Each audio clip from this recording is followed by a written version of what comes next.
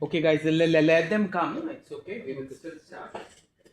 We will get into the small technicality of communication skills because that would be equally important.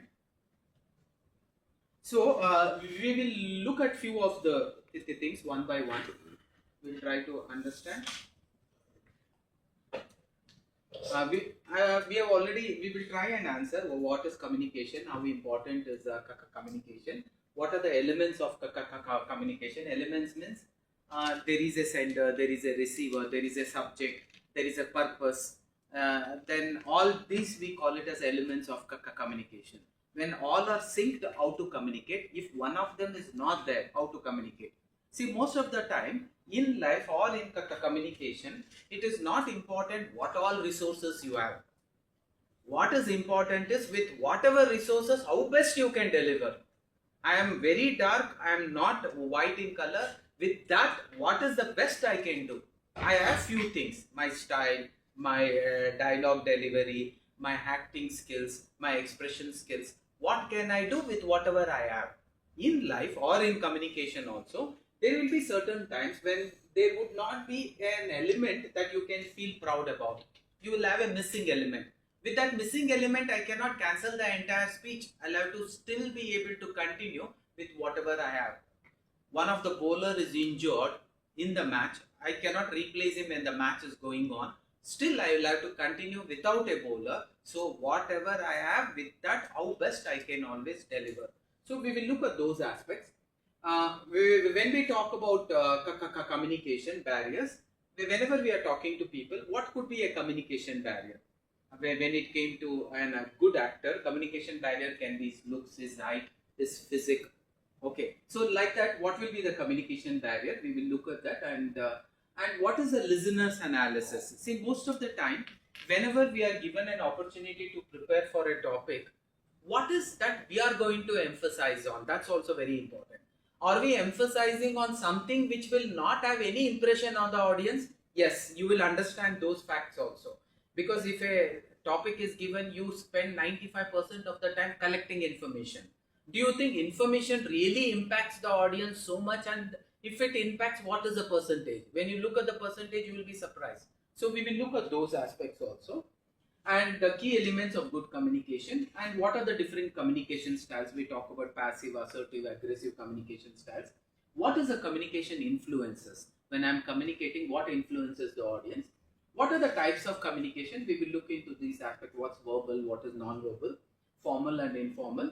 What is extempore, prepared, or 1 minute jam communication also we call it as.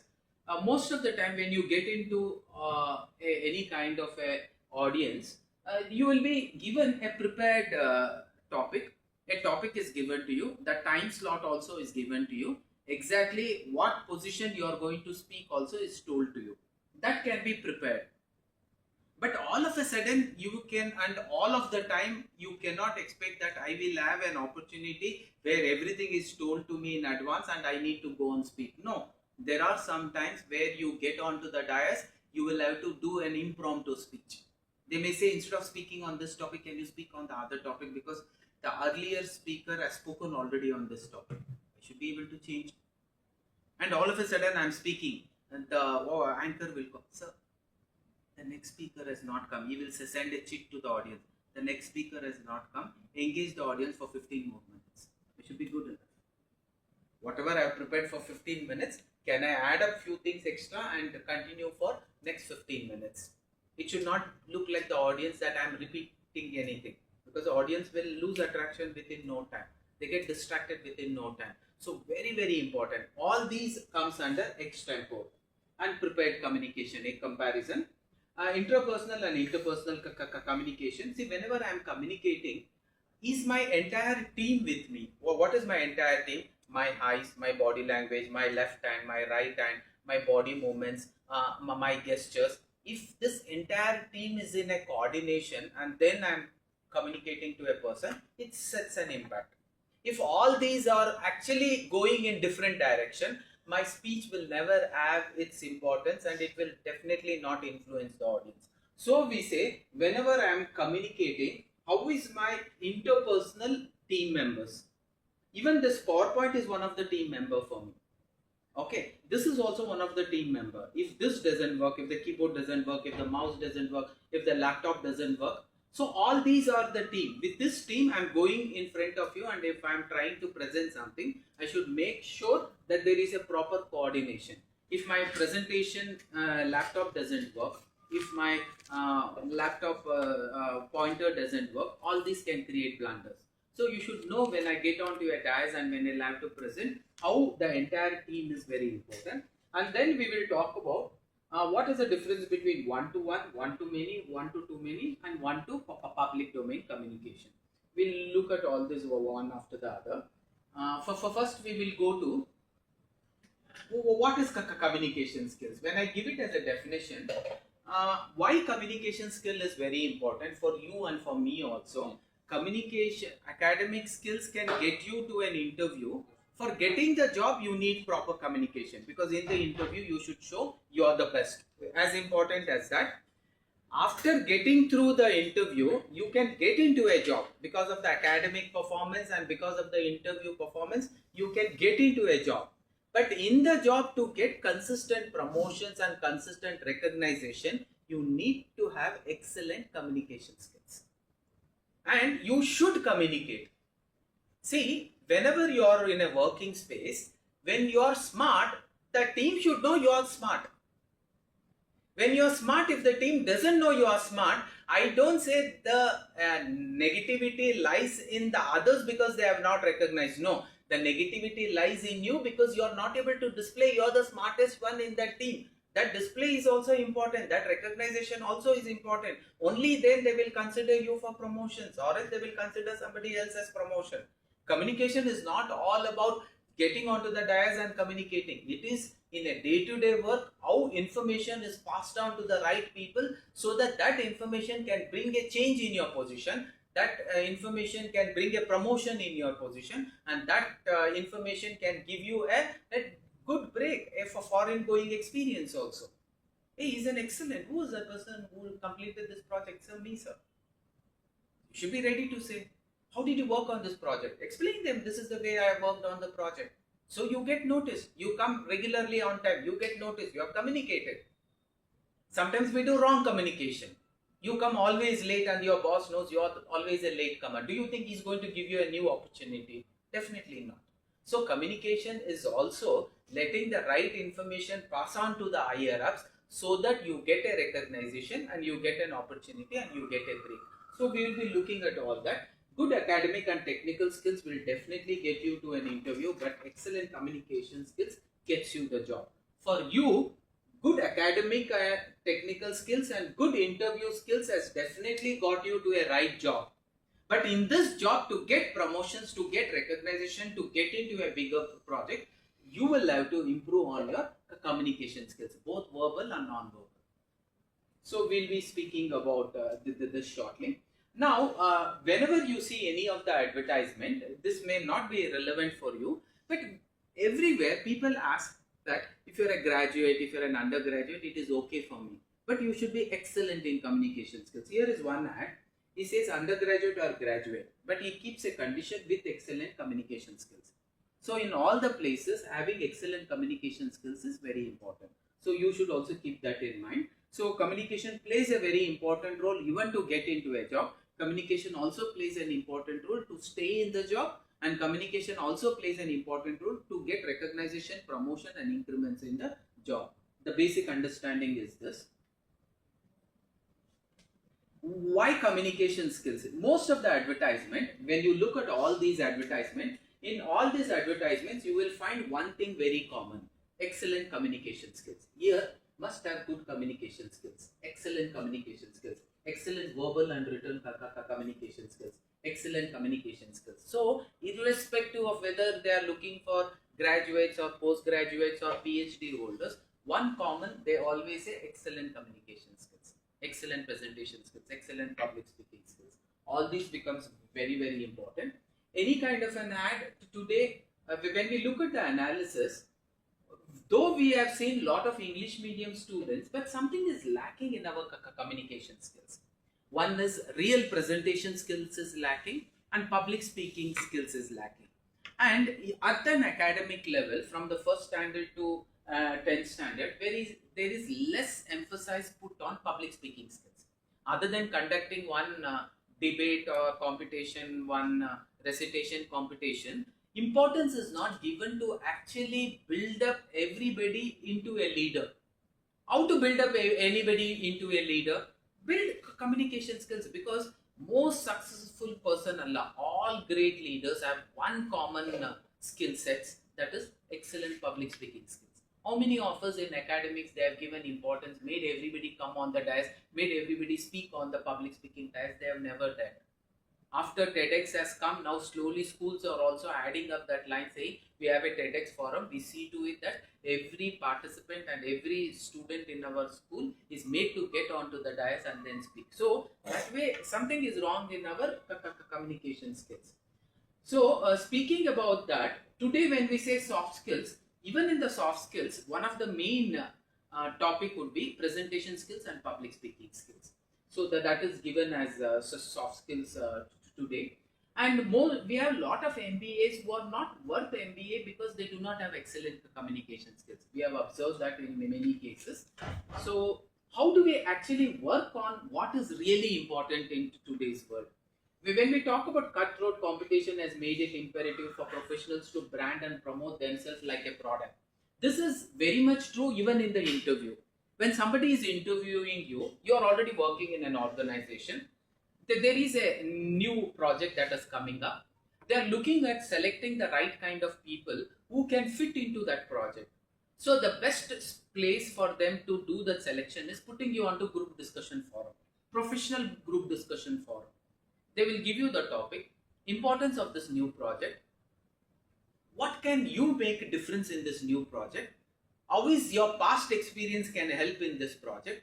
How is your present personality that can help in this project? Like that, they will give few scenarios and they will put it across into the group. Now, everybody will be given an opportunity to express themselves one by one. First, one question is asked. Everybody is given an opportunity to answer. Next. And then a topic is thrown, one more. And about this project, what have you to say, how it can become a better project? So everybody is talking. There is somebody who is noting down the minutes of meeting. And then like-minded people would be identified and they would be selected. If somebody says, why do you want to get into this project? I'm looking for a break. That's the reason I want this project. Is this an impressive answer? Definitely not. So this project sounds interesting because the technology at which this project is working, it has been my pet topic during my engineering days. I always wanted to do something big in this. I've been consistently reading books, upgrading on this particular topic, and I was praying for an opportunity that could help me to get into this particular project. Now that this project has come to us, I think I would love to be a part of this project. It is my dream coming true experience. You sound more interesting. Why do you want to work on this project? Because the project is taking me to US, I want to work.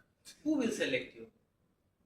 Why do you want to take up this project? My wife has told, take up new project, so I'm going to take. So your communication tells how deeply you are going to anchor yourself into that project. And the person who has a deep anchoring, deep strength that you want to be a part of that project, only they will be selected. Most of the time for internal promotions and internal upgradations or giving you a promotional shift from a lower project to an higher project, they do what is called as group discussion. Even in group discussion, the passion of your communication skill is checked. That the expression skill is checked. One person has that deep thought, but he doesn't know to express. Doesn't knowing to express can become a biggest hurdle. It doesn't mean he is interested, but he cannot express. Will they select him? No.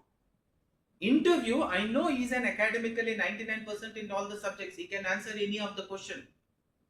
So what happens? Whenever I conduct an interview to such people, my mind will be biased because it will be influenced by his academic performance. And then irrespective of whether he does good, bad, ugly, I will consider him as one of the best candidates for the job. So what they do, in order to work seriously on that particular vertical, interview is all about how are you going to check on one vertical and only that vertical. That is how interview happens. That's the reason HR round of interview, technical round is handled by different person, personal round is handled by different person, emotional HR skills will be handled by different person, and nobody will know what his academic qualification was, which college he was studying also. Why? That will influence his decision to say yes to it. And many a times we have seen surprising result. People who have academically performed 99, 90, they would have scored 0 in the interview skills based on communication skills, based on expression skills, based on problem handling skills, based on risk handling skills, because these are all also certain situations. How are you going to handle such things? So that plays a very important role. So here, whenever we talk about cutthroat competition, even in your working place, there is a cutthroat competition. There is no colleague of yours who doesn't have any knowledge and they have put him into that job. No, he has equally the same knowledge and the same expertise, maybe a little better expertise than you. That's the reason he is in your team. Now, whether he should get promotion or you should get promotion, the decision factor is going to be your communication, presentation skills, public speaking skills. So please work on this. It plays a very important role. And when we talk about our communication skills, the communication skills has a direct influence on a person's individuality also. That's the reason there was one such book which spoke about, I've taken just an extract of one of the page there, how our zodiac signs will influence the person's orientation towards communication. What I mean to say, orientation towards communication means the day, the zodiac sign, the time, the date and the place of my birth will definitely have an influence, and for that also a right mentor should come who can channelize that in that direction, because you're made to do that. The climatic condition and everything makes this place very suitable for meat eating, because it is very hot. No, it is very cold. It is minus degree. In the same manner, our physical, our zodiac, our influence from the 8 planets has a great influence on how we communicate. How many here are Virgos? VIRGO. How many are Cancer? What's your zodiac sign, sir? You don't know. Oh, what's your zodiac sign, sir? Cancer. Okay. Scorpion. Capricorn. You don't know, sir. Libra. Aries. Okay. Aries. Sir. Aries. Okay. You don't know? Okay. Very important. I'll take up, they call it as Virgo and Vigo. This is one. I'll just read. It is my personality. Although you may seem shy, when I came in, he looks like a shy guy. Okay, he has come much before time. Beautiful. Shy and self-conscious. I'm self-conscious. You are very charming talker. The moment you start talking, you will be a charming talker. There is no doubt. In the situation where you feel relaxed and at ease. Now this place I am very, very relaxed, very comfortable. I want to go non-stop till evening 6 o'clock. So much comfortable I am. You feel relaxed and at ease. But the way to see how well a Virgos can communicate is to pick up an argument with them. It can be a tough to keep up with the Virgo communication skills. I'll take up one more. Gemini. You are being natural communicators. You make lively, entertaining conversation. Even though your opinions frequently change color, rarely dull, you like chatting about every subject under the sun and are most interested in other people, thus setting up a natural communication line. But we are not capable of communicating on all the topics. Some of the topics, when they start communication, we feel very much uncomfortable. We want to leave this place also. But Gemini is not like that. Because we call it as a lion's attire. They can get into anybody's place and they can communicate and justify what they want to say. Like that, it has an influence. Just to give you, there is a beautiful book written on that. So it is an extract from one of those. Why I am telling you is, our communication really plays a very important role.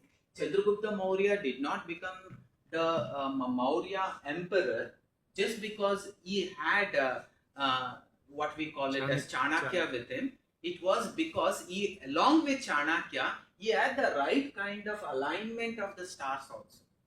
He even went through his zodiac symbol and he went through what we call as astrology to find out, was he capable of what he was exhibiting. See, as he was playing a marble, Chanakya was observing, he had observed a lot of people.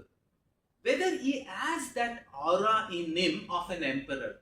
Even while he was playing, he had that aura of emperoring, and there were a lot of people who were like kings under him, and he was an emperor and managing the entire show. Everybody is a owner of one marble, that means their kingdom. And this man, as an emperor, he was a owner of the entire marbles. That attitude he started exhibiting. And that made him get attracted to him. And he told, I'm not going to make you a king, I'm going to make you an emperor. And consistent communication is also important. When a boy is consistently communicated, you can do big, you can do big, you can do big, you can do big, there is definitely a greater chances that he will definitely do very big.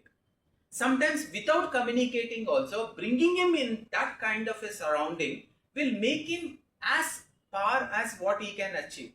Like a small ordinary boy, if he is born the same boy, you interchange and you make him being born as a grandson of Dhirubhai Ambani, son of either Anil or other Ambanis. Do you think whenever we think of a project, he thinks in lakhs? No. His thinking will be in 1,000 crores. You and me, how will we think? It is based on our previous communication to ourselves, to the outside world. When I see pocket money, for me it may be even 100 rupees. For another person it can be 10,000 rupees. For another person it has to be minimum 1 lakh. And for Ambani's grandson, pocket money is minimum 200 to 300 crores. So when he says, I'm going to start a business, then the investment for him will definitely be 1,500, 2,000 crores. That's how the investment happens. So it's again the influence of what you are allowing yourself to be communicated. When you can consistently speak on crores and crores and crores and crores and crores, you will attract crores. When you speak only of hundreds, hundreds, hundreds and hundreds, you will attract hundreds. It could be debts of hundreds, it could be loans of hundreds, or it could be an earnings of hundreds. Your communication will attract what you have communicated. So know what you are communicating, whether verbally or unverbally. So we have seen these elements. We will once again get into the topic. When we take what is communication, communication is a methodology of sharing ideas and information onto a group of receivers. It could be the audience. So this involves a person who is sending the message, a sender. This involves a person who is receiving, and this also involves the media through which, or the medium through which this information is passed on. So effective communication is what the sender wanted to send and what the receiver has received. If it actually matches, then I say I had an effective communication. Most of the time we communicate, audience did not understand anything, then it is not called as effective communication at all. So communication plays an important role. Effective communication is a process when a message received and understood by the receiver is exactly what the sender wanted them to understand or intended to. Then we say yours was excellent communication. You came on the dais, you blabbered words, you did not communicate. So what do you say? I did not communicate. None of them understood what you told. That is not communication skills. Communication skills, what you wanted them to understand, find out whether they have understood that. That means you have communicated.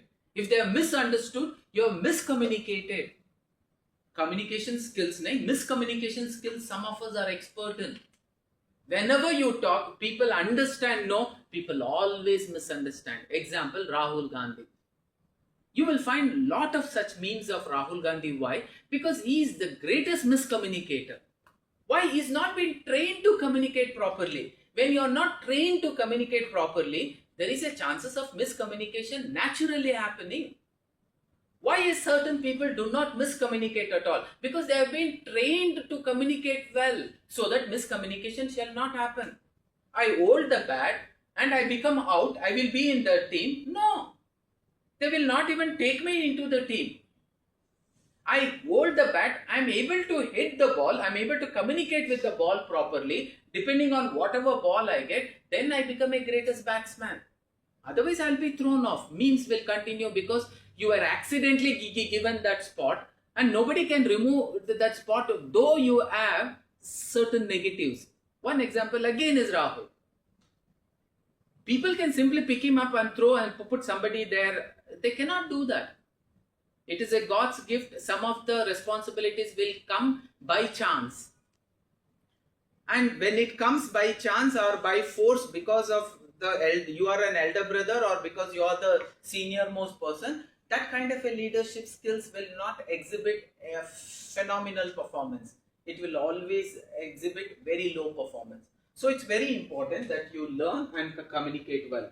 A common mistake that people make is to focus only on the delivery of the message. Most of the time, we should not focus on how the delivery of the message is happening. It should always be what is the receiving of the message. How is it received? That is more important. That is going to be called as effective communication. And you should be good enough to read their facial expressions, read their eye contact, and understand whatever you are telling, they are liking it, they are able to understand it or not. When you can understand certain signals that they are not catching it up, then I should always change. So in science, in a technical term, yes, whenever we say there is a sender, a person is sending, and there is a channel through which it is getting. So today social media is one of the greatest communication or social media websites, like when we talk about Facebook, Instagram, is because of the channel. It has a beautiful channel which allows you to communicate with the entire world. So only it has become famous. So more than the communicator, the channel is so powerful that anybody can become a communicator and see to it his information is percolated to the entire world because of the channel delivery. So sometimes channel also plays a very important role. So which is the channel through which you are trying to project it? You are a very good communicator. You speak in closed doors and you become an excellent communicator. You call one by one people and you make them so much impressed. They say, amazing communicator it is. But will it help you to grow as a mass communicator? Definitely not. But if you can take up the same message and put it on a Facebook and then try to advertise it or try to boost it, try to market it, the entire write-up of yours, then it can channelize and it can become a mass communication. That is what Vijay was capable of doing. He understood where he has to use and what channel to use, when to talk, when not to talk.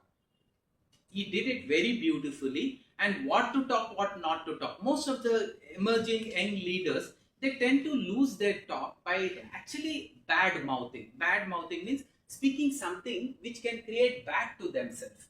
You may speak bad about another person, but it is creating a bad reputation to yourself only. Vijay did not do any one such mistake. He was against Modi. He never looked up at Modi in a manner that it was bad mouthing. He did not like ADMK and DMK, but still he did not look up them and he never did any kind of bad mouthing. But the other parties consistently kept on doing bad mouthing. And they did not know on a larger run, this is going to actually dent their votes, and it seriously did. And one of the technical person who kept on advising what to do, what not to do, that was very religiously followed by Vijay. But that has not been followed by Rahul. Rahul ko koi bhi nahi bol sakte. But Vijay was guided properly what to say, what not to say, when to say, how long to say. So all that was very neatly done. So he was very, very successful. Communication is a two-way process. Though I am talking to you, I am looking at your eye contact, I am looking at your gestures.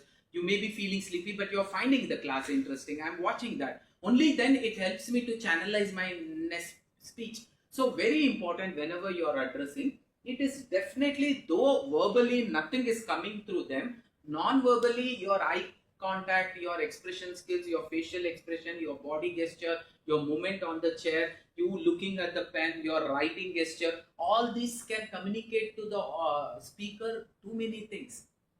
Only take when you are comfortable handling it. Most of the time we say when you get onto a public speaking desk, never look into the eyes of the audience, because what if the audience react negatively, you cannot be able to handle it. So don't look at them. But when you become experienced, when you know how to handle negatives, then you can look at them, analyze, and then continue and channelize your talk. Initially we said don't try to do that. Whatever you are prepared, you deliver it off with a perfect expression. That's all. Never expecting any kind of a feedback signals from the audience. But when you become experienced, look for feedbacks. Look and channelize your speech according to the feedback what you get. Do not fall for everything. That is also very dangerous. Most of the time what happens, we start falling for everything. That will not work. Have your smartness, have your intelligence, fall for something which is legitimate. Otherwise, simply deliver and complete it off. A father, a son, and an old donkey. They had to take him to the market and sell it. It did not happen. Why? He felt falling, means he started falling for every suggestions. As they were walking, a group of people told, one of them can sit. Father sat. There was another group who told, why is the father sitting? Why not the son? They interchanged. Then they told, why both of them cannot sit? Both of them sat. Both of them are as fat as that donkey. They can literally carry the donkey and they are sitting on that poor old donkey. They carried the donkey. How long will you start falling for every move of the audience? So it's important. I should collect the feedback, but don't fall for it. Stick to one and complete it off. And let me tell you, the greatest communicator could not complete in one chapter. I'm talking about the great Krishna. And who was a listener? Not an ordinary man. Arjuna. A great learned man. Dronacharya is one of the best student. He was listening. And who was a communicator? Krishna. Chapter 1 ho gaya. 10 years passed. He's still not ready. Because the life and the rule of the life is Arjuna should actually pick up the dandi and he has to fight. Krishna cannot. He is Brahmas, I will not. The only way he can pacify him and make him do that is communication skills. Magic should not be done. Communication can be done. But can your communication become that magic? But for that magic to happen, believe in this. Whenever you get onto the dais, 50% of them will like you, 50% of them will hate you. You cannot give reasons why people like Rajini sir so much and they don't like Amitabh Bachchan when I compare to Rajini sir's fans. And you cannot give examples to prove that why few people like Shah Rukh Khan so much and they hate Salman Khan from the bottom of their heart. And now also it is still a misery why so many people like Darshan after even he torturing and killing a man which was openly told to the world, and you can't. When Krishna could not do it in chapter 1, chapter 2, chapter 3, chapter 4, chapter 5, what he had to do? He had to simply say, Arjuna, pick up the bow, start. He says, no. He could not say that. He had to sell communication. Kept on communicating. 18th chapter, miracle happened. Arjuna picked up the bow and he continued to fight. So, it's very important. Feedback is important. He took the feedback. Arjuna is not understanding. He takes one more chapter. He's still not ready. Take up one more chapter. Take up one more chapter. 9,999 attempts was made by Thomas Alva Edison. How a bulb has to. Some of us saved 3 times and you think I am not successful. For your kids, you should become that 9,999. You should become that Bhagavad Gita. And what if Arjuna is a kid? You cannot. Krishna also could not. Krishna went. Bhagavad Gita was about to happen. The person who was writing book, he knew one Bhagavad Gita will happen right now. One was supposed to happen in Kurukshetra. I think one more will happen right now because Krishna has already decided he will come and actually transform Duryodhana. And as Krishna enters, Duryodhana understands his body language that he has come to actually give Veda Gyan, life Gyan to Duryodhana. But he was not able to utter a word. Why? Before Krishna could start, Krishna, I know why you have come. I am doing wrong. I admit it. I am doing wrong. I admit it. But I cannot stop myself from doing this right. I am born to do wrong. I shall continue to do wrong. Please don't waste your time. Krishna could not. But with Arjuna, he could deliver chapter after chapter, chapter after chapter, chapter after chapter, because he knew there was a hope. There was a hope that this person can be transformed. Communication is all about that. So getting onto the dais and then consistently communicating, one day your video becomes viral. It's not first day you popped up some video onto the YouTube channel and you became viral. No, you will have to consistently do. One day it becomes viral. That is how life is going to be. So whenever we talk about communication, what are the external barriers? See, when I'm communicating, my language can be my internal barrier. If I don't know the right kind of English words to communicate, yes, it is a problem. If I don't know the right way of actually communicating, storytelling should be the way in which I'll have to communicate to the audience. If that is not there, still it is a barrier. So, external barrier is all this noise, time, and environment. Physical barrier could be the time that was given to me, the environment, the comfort zone at which I am delivering. What if everything was packed and it was very hot? The listeners also will feel uncomfortable, the speaker also will feel uncomfortable. Then ethnic, religious, and cultural and social differences will always be there whenever we are addressing people. I should be uniform. I cannot use only examples of Hindus. I cannot use only examples of Muslims. I cannot use only examples of Christians. When I am addressing an heterogeneous crowd, my talk has to be handling all the people, because my examples will be evaluated from that level. Why is he not using any others for an example? Why only Modi? So I told I'll bring Draupadi Murmu also. Why only the Draupadi Murmu? I'll bring you the great Christian lady who lived her life like a saint, Mother Teresa also. And sometimes I wouldn't have stopped how a fisherman's son becomes the missile man of India. So that we get every addressing. I knew ethnically, religiously, culturally, social differences will be there, how to handle situations. We have plenty of festivals. It's a positive note. Only 2-3 festivals. It's a negative note. Can I use another example and make it up there? So like that, it's very important. And perception. There will be a perceptional difference. When I say, should we believe in God? If there are non-believers of God, it may work for them. If they are a strong believer of God, my perception will go completely wrong. So we say, whenever I am transmitting the message, there is a lot of things the receivers would be looking at it and understanding based on his perception. His perception is also important. If he is a follower of something else, if he is an atheist, and I am addressing about the importance of theist, then this is a wrong class. I'll have to switch. I'll have to ask, is it a commerce subject? Commerce students, all of you, oh, I'm sorry, I've come to the wrong audience. I think I have an engineering subject to take. I'll get into another audience. So, very, very important. Experiential, lack of similar experience, emotional. See, whenever you are expressing something, any kind of a topic, if you don't have experience and exposure, you cannot talk. You cannot impress the audience. So, that also can become one of the communication barriers. Only speak on the topic which you have experience. Wherever you don't have experience and exposure, please don't take it up. That can be a biggest barrier. And linguistic, if there is a language difference, you only know English and the audience only know Kannada, then you cannot communicate. Maybe just because the delivery has to be done, you can use an interpreter and he can word by word communicate onto the audience. But it will not set that impression onto the audience. That's the reason they say an interpreter cannot pass on the message with the same enthusiasm as the speaker. Or sometimes we have seen reverse happening. Because an interpreter has been consistently being interpreting things, when the delivery from the speaker comes anything, he can interpret and deliver it so influentially, the audience will love it. That can become your strength also. Like, I don't think our Yash is an excellent English speaker, no doubt. But he can deliver dialogues like an Americans do, like I watch an American movie, definitely not.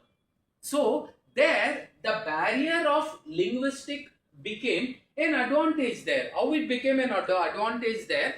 Because they brought a, what you call it as a mimicry artist or an artist who would do exactly what you do voiceover for the British actors. So they were brought and they were made to do this. It really worked wonders.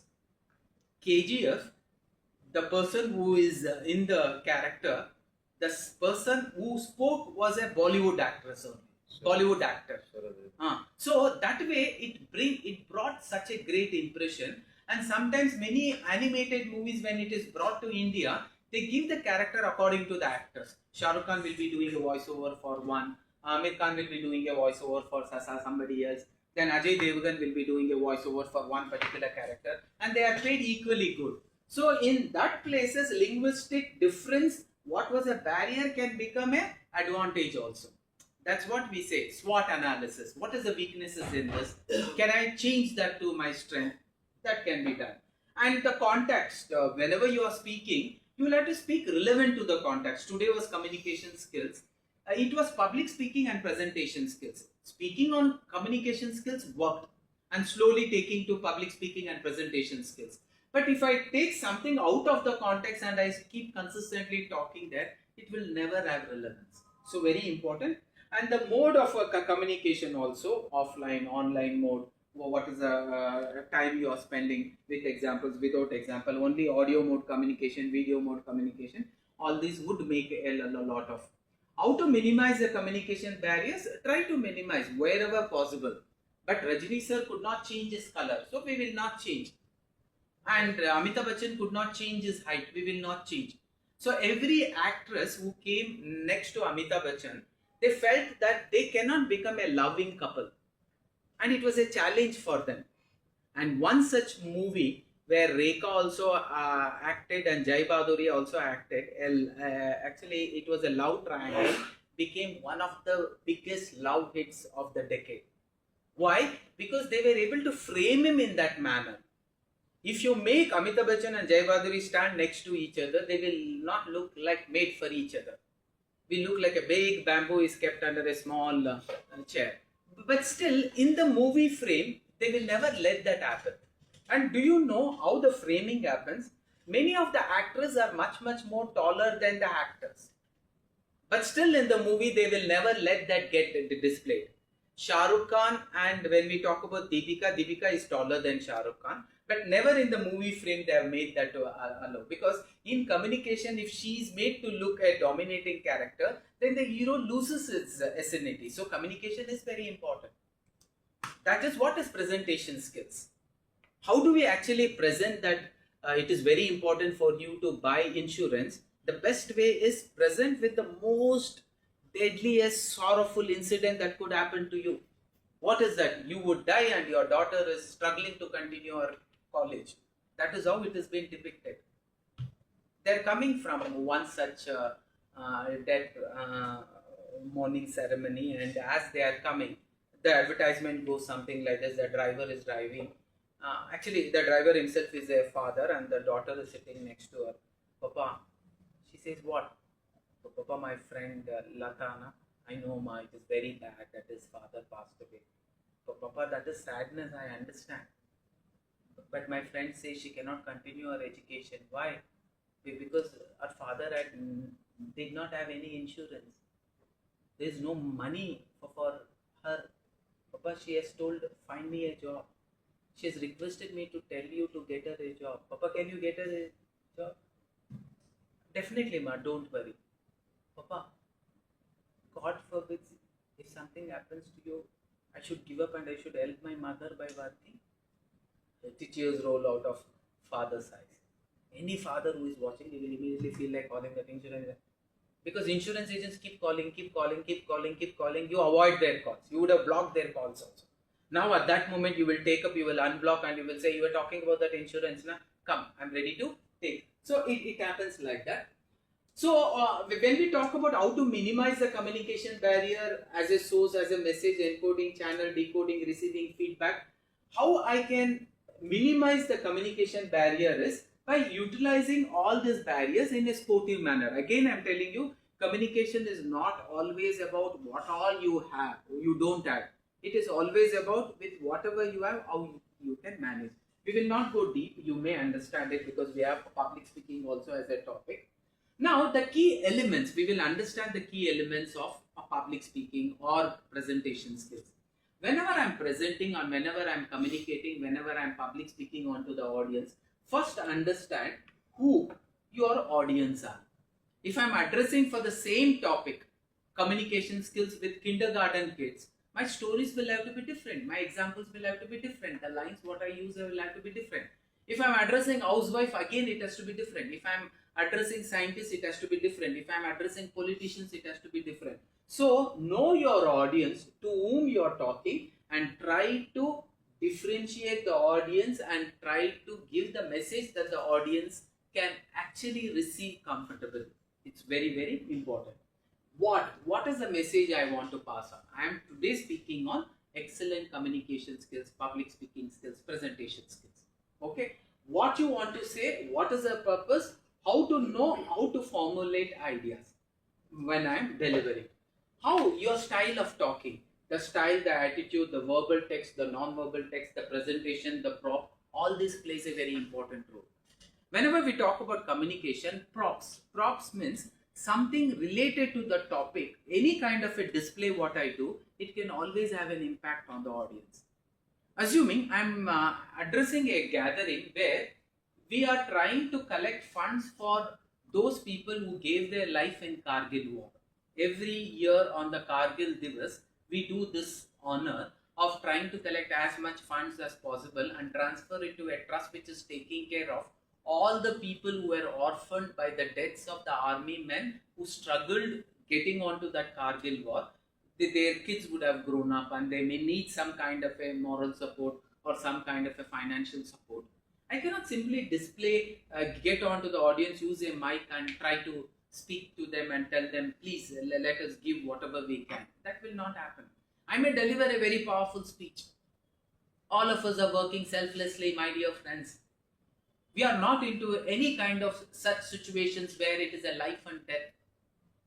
But people are there who get every morning up not knowing whether they will be able to get up once again the next day or they will be able to sleep the same day, because they will be facing a situations or a workplace where it can be either life or death. And people who are ready to take up this chance and work selflessly, not for their family, for all of our family to be safe, for them, I think at least we should show a selfless gesture of telling we are there for their family. And there are plenty of them. There are plenty of loud wives who have lost their husband. There are plenty of loud kids, they have lost their father. And we should be their moral support. Today on this Kargil Divas, keep your minds open, keep your hearts bigger while donating, while writing the check. Because we are helping all those wounded soldiers who took up multiple bullets for the sake of our safety. Ladies and gentlemen, here I display onto you the great wounds which took up multiple bullets. It's an honor and at the same time the most sorrowful incident to look up to what these people have given to the world. And then I have a lot of army dressed dolls and their uniform is put onto that. And then it is put in a red shawl. I remove the red shawl and everybody watches the entire body, how much of bullet wounds. And then I say, look at those wounds. Every hole in that uniform says how many bullets have penetrated. There are certain holes where multiple bullets have been penetrated. And few of them, when they were wounded by a grenade, the uniform had no structure at all. If you look at the third, there was no structure. It was the great martyr, Major Ravi Singh, when a grenade hit him and he was thrown 100 meters away with nothing left as a collection of his flesh that could be brought. And for that man, think once when you're writing your check. For that man, think once when you're dropping the cash into the cash box. Nobody is watching, but your conscience is watching. You are never into that situation where it is life and death.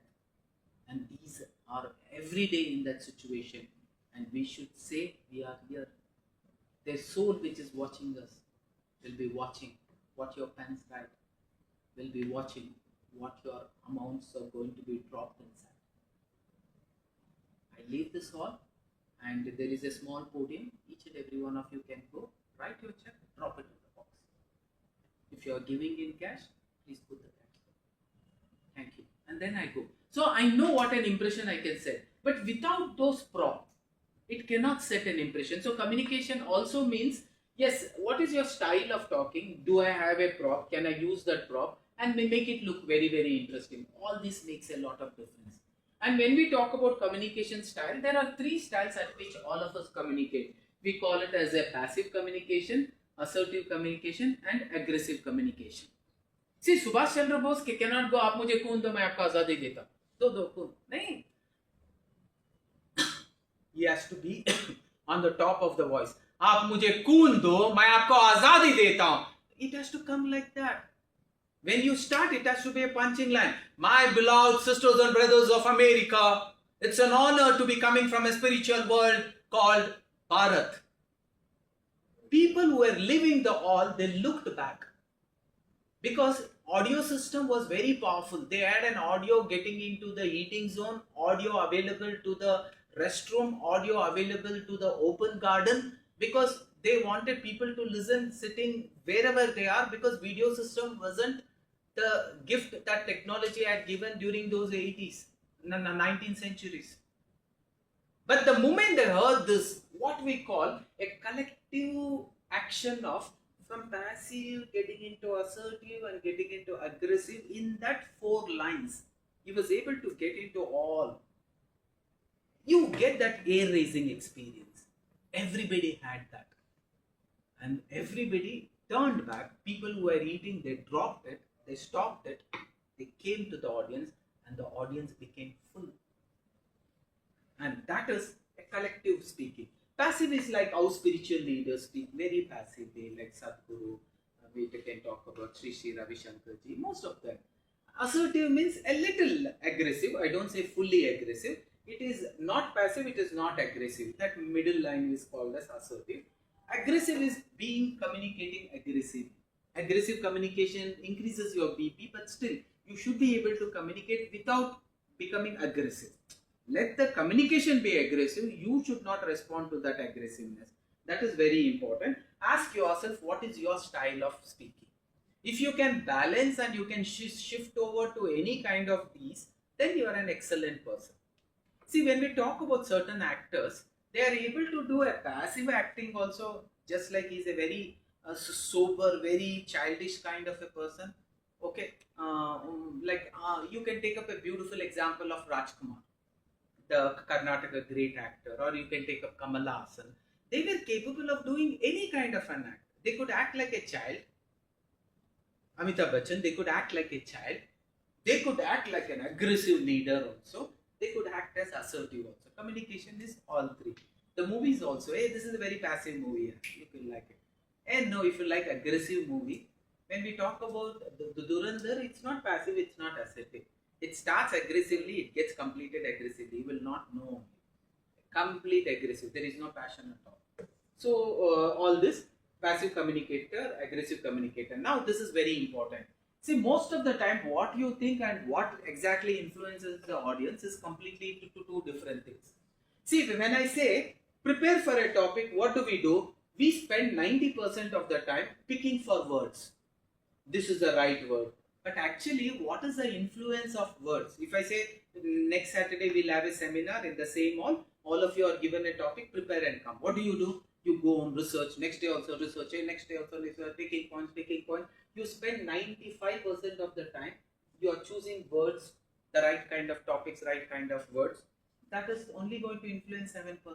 What is the real influence? Real influence is this 38% paralinguistic and 55% body language. What is paralinguistic? The way in which something is said, the accent, the tone, the voice modulation. This actually is important to the listener. But we are focusing 55% on body language. What is the speaker? How is the speaker looks? When we say 55%, yes, how I look, how is my delivery? What is the speaker looks like while delivering the message? How the listeners is going to understand. So my body language, my eye contact, my hand gestures, my movement on the dais, this is going to influence you the last. But we will be spending here. We should be spending in these two places. So please work on this because these are equally important. So when we talk about communication, yes, we have verbal or non-verbal communication. Verbal communication is orally uttering the words and then communicating, or writing the words and then communicating. Non-verbal communication is where you communication with symbols, with smiles. Emojis are non-verbal communication. There is no letters there, but it means a lot. Okay, It means a lot, like that. So researchers have found that on an average a person spends 10 to 11 hours every day in verbal communication, speaking, listening, reading and writing. But it also has the same effect on non-verbal communication also. So what is non-verbal communication? Your body language, your dress code, okay, your eye contact. So all these comes as a non-verbal communication. Are you good at both? That's a question what you will have to ask. When I get into an office, I'm always on time, I'm always formally dressed, I don't go casual wear, I always look smart, my dresses are always ironed, I always wear formal full shirts, I always wear dark color trousers, my shoes are always polished, my socks are always I am always neat and clean, I wear a deodorant so that I don't smell bad, I don't have a foul smell, I use a mouth refreshener. So when I talk to people, when I am in communication with people, people like the way I am communicating. All that plays a very important role.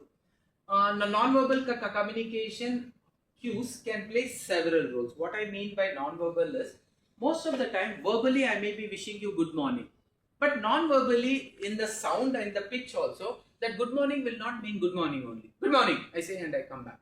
Does that mean good morning? I'll feel like, why this guy is saying good morning at least? There is no good in that morning only. So that verbal communication. When somebody comes, I'm happy that you have come. You came? See, I'm happy that you have come express. You came? Good. It doesn't sound good at all. So your verbal communication, the pitch, the voice modulation, eye contact, the expression can mean something else, and the words can mean something else. Hey, I've got an appointment. Sorry, offer. Sorry, I've got a promotion. Good. Your facial expression, you got a promotion. So your communication, there will be a lot of barriers. What I verbally say and what I non-verbally mean can make a big difference. And sometimes our body language, when we are saying something, our hands go to the nose. When we are saying something, we scratch our head. It doesn't sync with whatever you are talking. And adding up certain, taking lot of pause, thinking, not looking at the eye contact and then speaking. Then we'll say, you look at into my eyes and say, did you do this? You can't say the truth. When you're looking at somebody who is really good, who is determined, you can't look into their eyes and tell the truth. Your mother, your father, your wife, you cannot. That's the reason you don't look into their eyes. You'll have to practice to look into their eyes and tell a lie. And sometimes body gestures, when you do like this, when you do like this, when you do like this, that means you're not comfortable what you are speaking. That means you're not speaking the truth. It sends a certain body language like that. So it is very important that you work on these aspects. And what are the non-verbal communication skills, points that you will have to keep in mind, whether it is public speaking or presentation skills? Your facial expression. Human face is extremely expressive. You can create smile, you can create surprise, you can create anxiousness, you can create happiness, you can create sorrow. There are multiple emotions which only human face can show. Animals' faces cannot show such expressions. That's the beauty of why humans are different than animals. Because we are capable of showing so many emotions. As per one of the scientific research, they say human face is the only face which can show at least 80 different emotions at any particular time. Only thing is, you should know how to read those emotions. That's the reason we say a detective will have an amazing reading skills, non-verbal reading skills. A detective knows he's telling a lie. See, I think that guy is telling a lie. His body language, his eye contact, his voice tone, his breathlessness. So sometimes when you're anxious, you get into what you call it as rigorous breathing. People observe that. These are the weaknesses of a person who is not honestly telling the truth. And sometimes forcibly when you tell the truth, he has practiced to say the truth in such a perfect manner. Only practice can make you tell the truth in a perfect manner. Otherwise, truth, when it comes in different ways. Because ultimately you will land to the truth. But when you practice, you exactly will say as per the practice.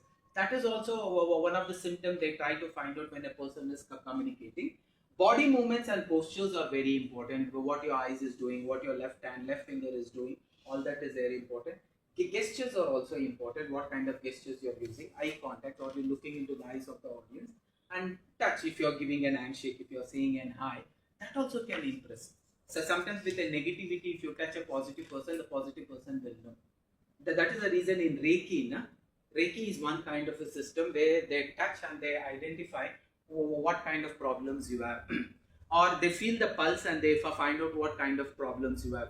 All these are what we say non-verbal communication, where we are trying, not expecting him to communicate, but the pulse rate of the pulses in your bloodstream can speak more about what is internally happening in the body, though you may not see.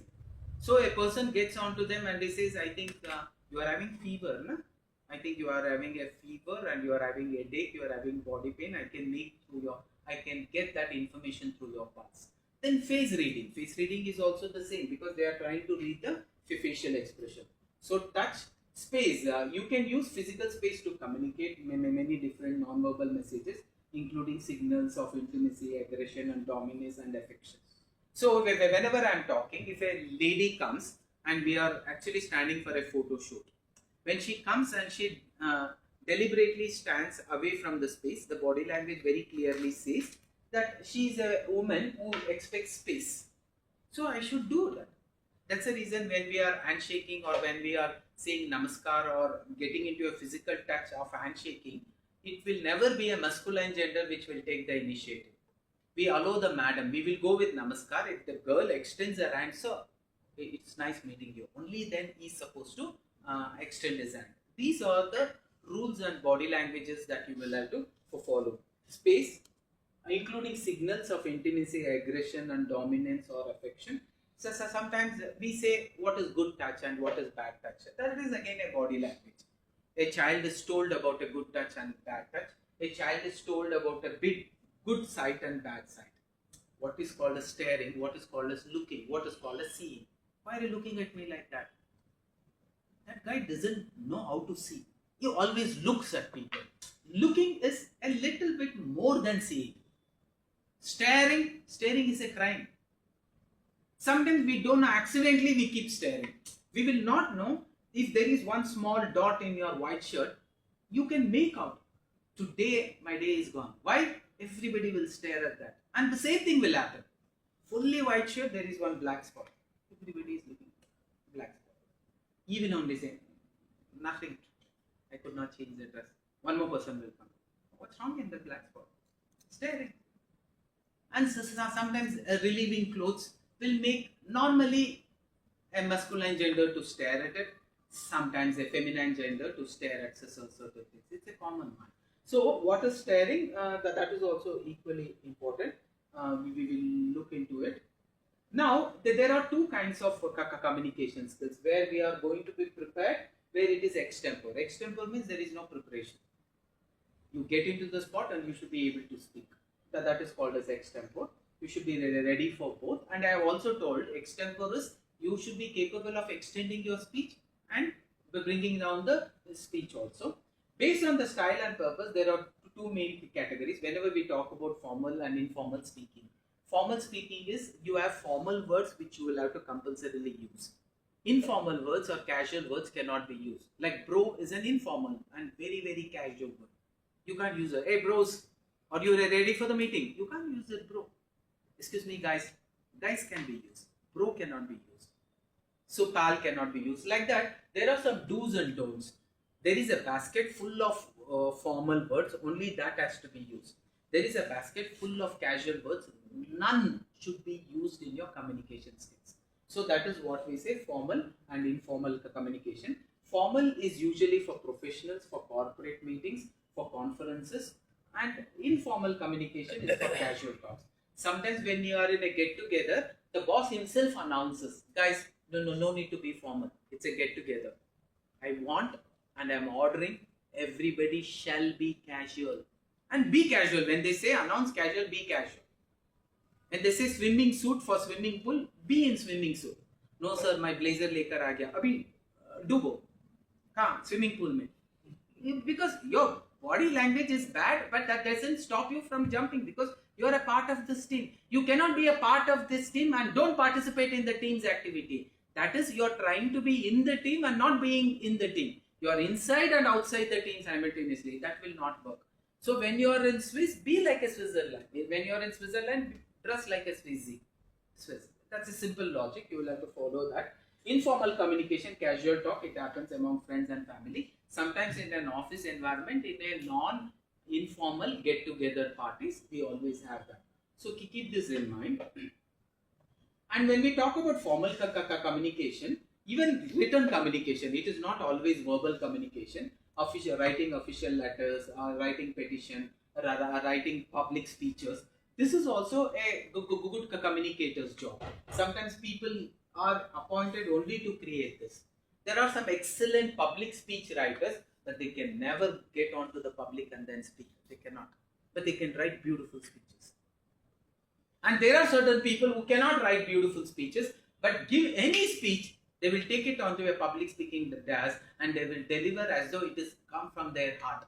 Though it would have come from somebody's heart and mind, they are capable of delivering it as though it has come from their heart and mind. That is amazing public speaker. Don't use, whenever you are writing for formal communication, email etiquettes we talk about, which is again a form of communication. You should be good in writing those email etiquettes, using right kind of lines, right kind of words. Petitions, it is law based, so you should know a lawyer should be consulted because only he can write petitions. Okay, legal documents. And public speeches. Public speeches, a person should be concerned that whenever I am on a public speaking forum, I am addressing a heterogeneous crowd. Just to please one crowd, I cannot use examples to deteriorate another religion, deteriorate another caste, deteriorate another country. No, definitely not. So this person is the highly paid person because he writes public speeches which will have an obligation. If something goes wrong, even the speech writer will be thrown out of the job. So very important. You can do that. Don't use slang, jargon or foul language whenever you get onto your public speaking task. Equally important. Informal communication, we have always told you. Now, what is the audience analysis?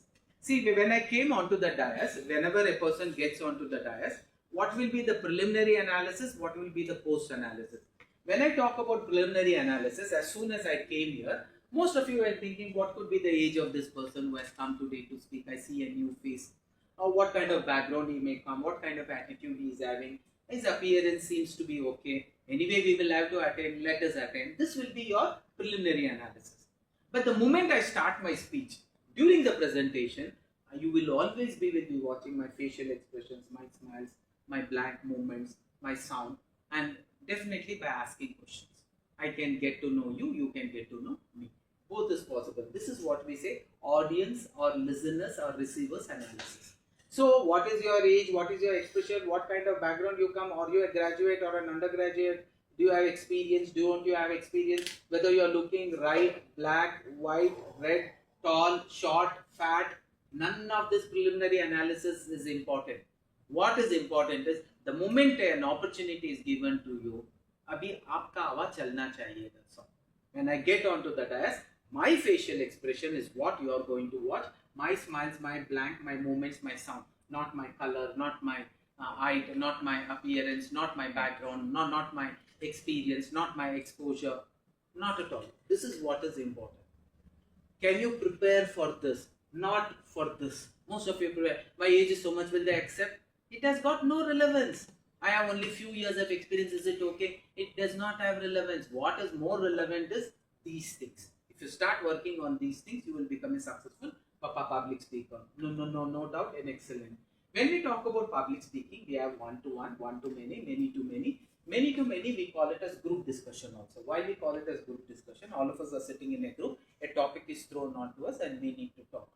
This is one-to-many. So that will happen.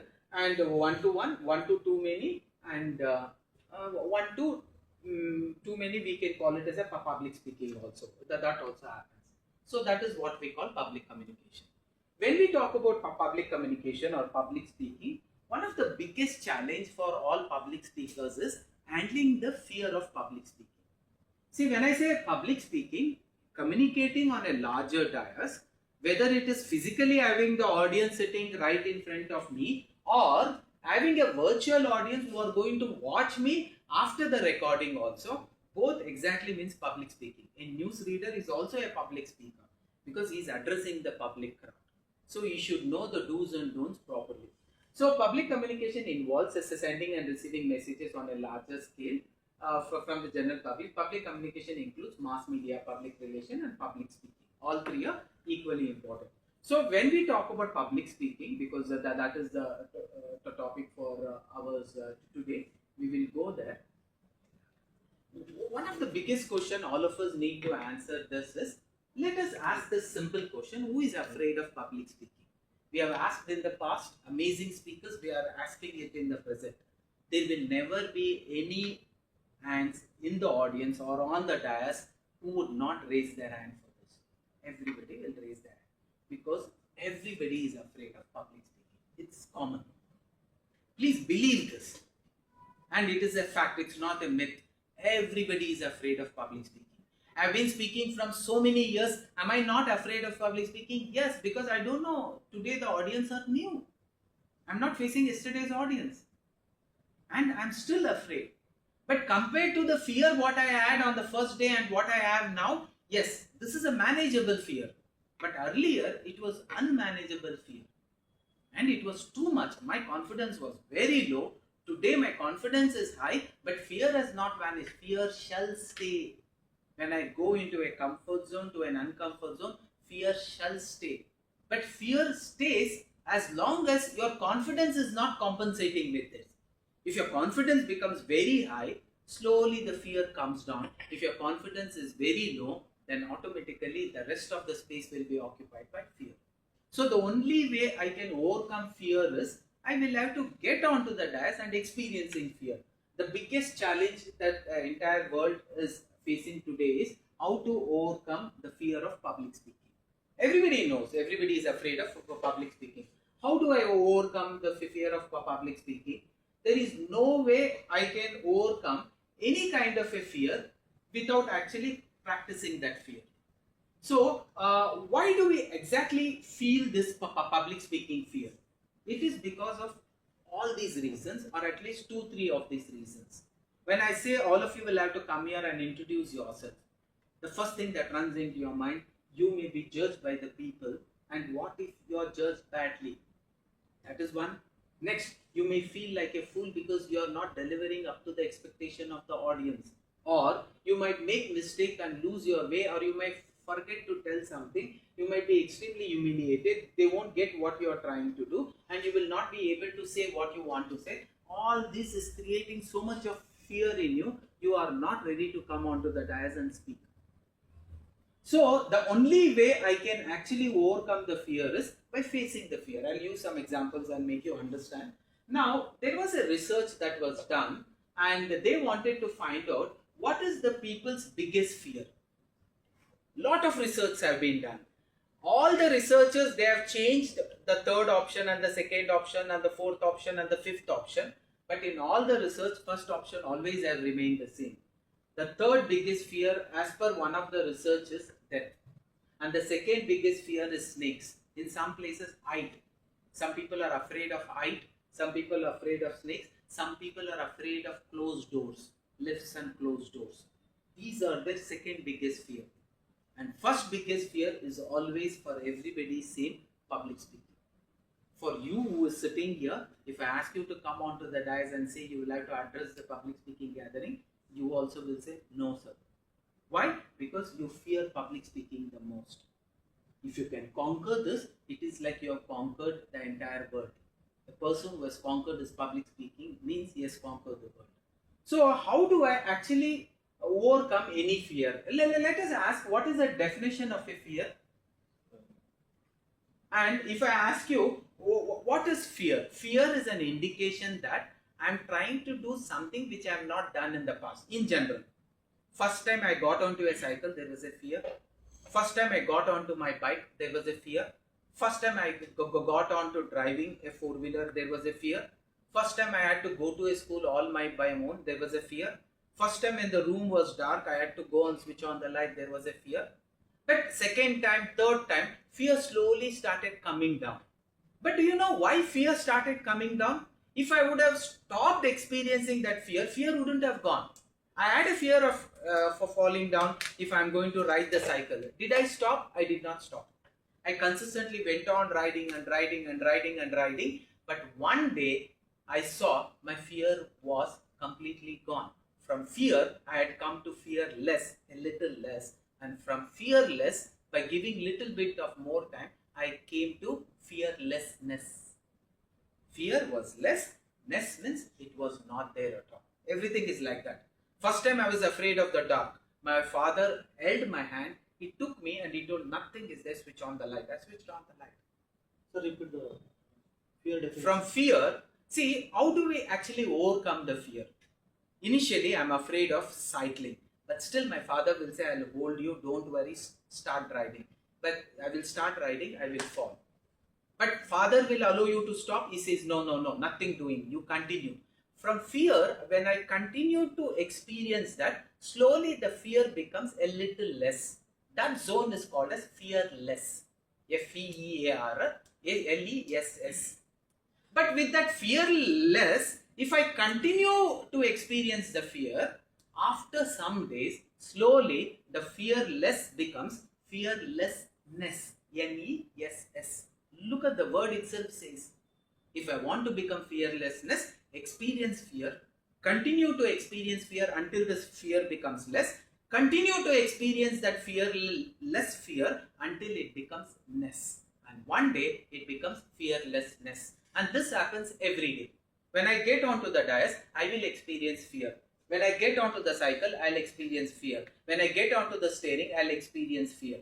But it will be there. If I stop doing, that fear will become monstrous and it will never die at all.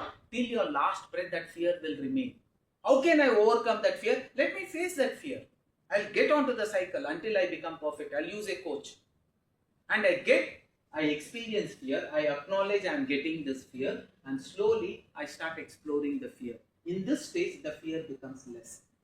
And one time, I will be there in a place where the fearlessness has happened and I will start enjoying the fear. I'll start channelizing the fear. The simple definition is, if you want to become a public speaker, get onto the public speaking forum. It's okay to fail multiple times, because to become success, you need multiple failures. Most of us are not ready to give that failure. Or first attempt only I should become successful. That will not happen. It's okay to fail. Failure is nothing but the stepping stone for you to become success. So we say it is common that when you get onto the dais, you will experiencing fear, and slowly when you get along with that fear, you will slowly start exploring the fear. Explore the fear. What is fear doing to me? It's creating a little bit of dryness in my throat. It's creating butterflies in my stomach. It is creating blankness in my mind, and I'm feeling a little giddiness. I'm feeling a little restlessness. All this will happen. Allow it to happen. The fear will do what it can. But how long it will do? It will not do permanently. After some time, it will stop. It comes down, it comes down, it comes down, it comes down, it comes down, and it becomes zero. But most of us do not stand on the dais till that time. You come, you speak, and you want to run away. You have not come to stage 2 at all. Again, next day you come, you speak, and you get on. You get on to the cycle, little bit distance. When you know you are falling, you get on, and you will not come onto the cycle again. That will not work.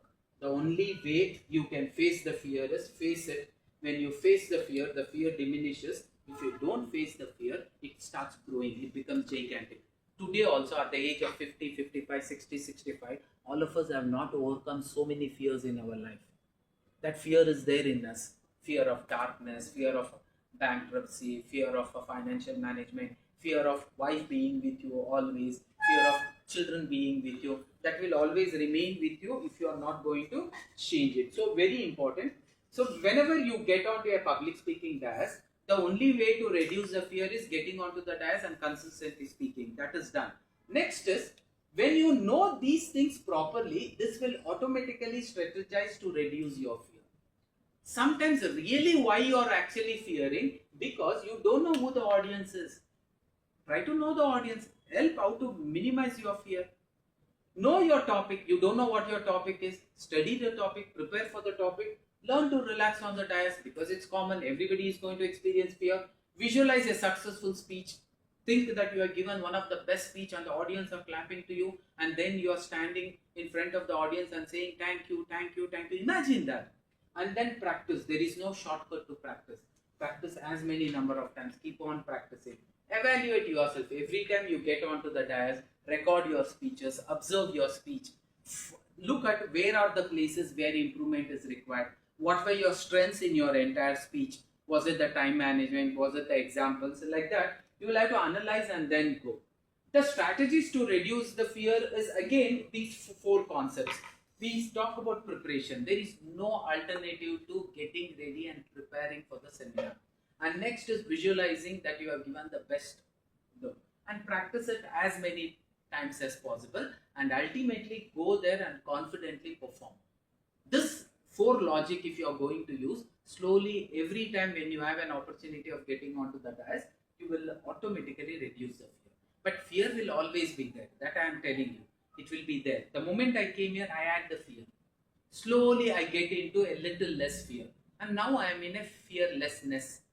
But my only calculation is, can I deliver whatever I need to deliver in another half an hour's time? Because after that, the time span also gets over. So I am working on that strategy.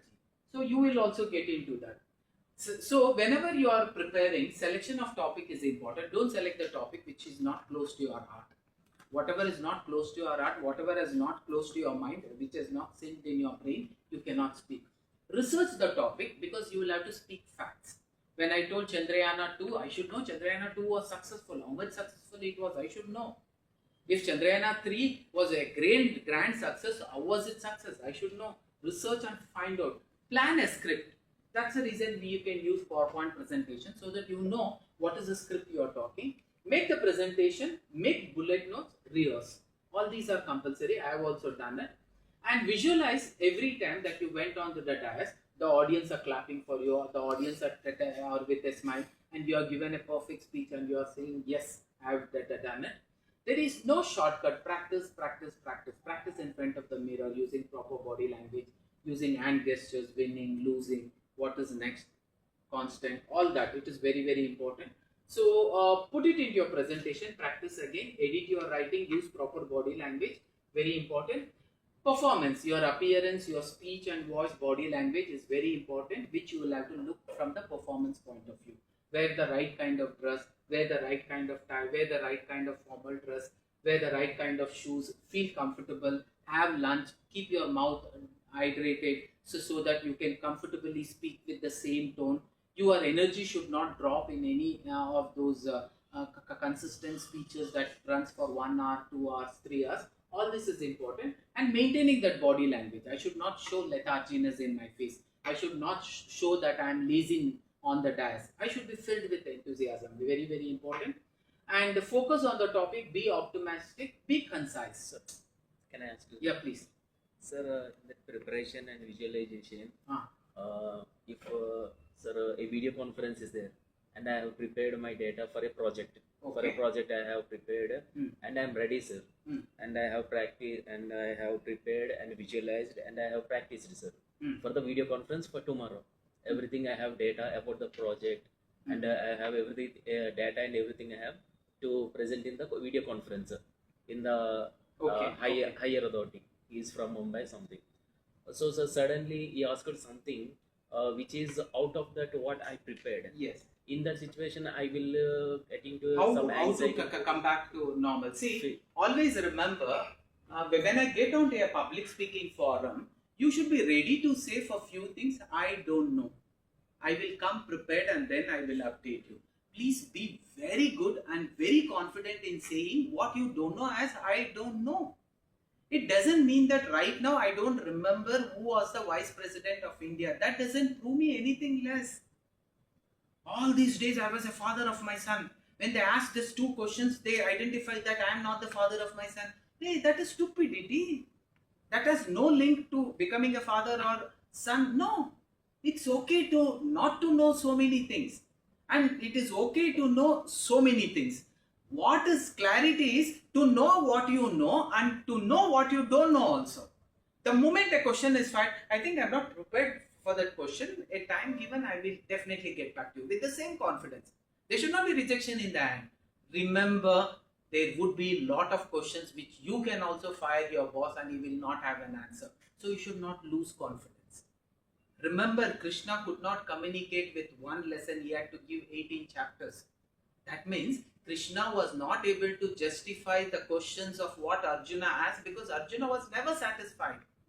He had to continue. So, in the same sense, if at all they have asked you anything out of the box, you should not hesitate to say, sir, this line of question, I think I'm not prepared to. I think I really don't know. If time given, I'll update and I will get back to you by the next meeting. With the same confidence, get ready for the next ball. एक ball आपने run नहीं मारा छोड़ो, don't lose confidence. एक ball सीधा bouncer आया. तेंदुलकर भी बोलता है कुछ बॉल मैं भी छोड़ देता हूं, मैं गॉड ऑफ क्रिकेट हूं, बॉल आ रहा है मैं ऐसे ही नो, छोड़ दो, बाउंसर जा रहा है, मैं शॉट हूं, I cannot take the bat and then actually do it. It's okay, let it go, get ready for the next ball. In how many balls, how many runs you have hit is not the question. How many runs you have hit is the question. 99, 100 runs, beautiful. Okay, I cannot consider it as 100. Why? 8 balls you did not touch also. That has no relevance at all. Be ready to say, I don't know, I shall come prepared.